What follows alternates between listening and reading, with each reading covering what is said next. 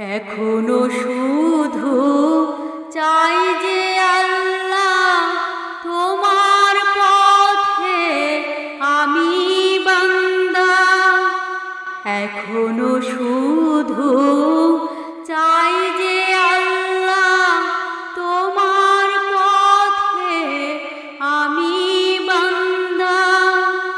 কবুল করো খোদা তুমি, কবুল করো খোদা তুমি।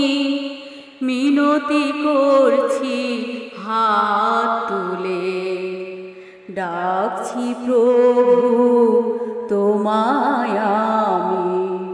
হৃদয়ের সুষমা ঢেলে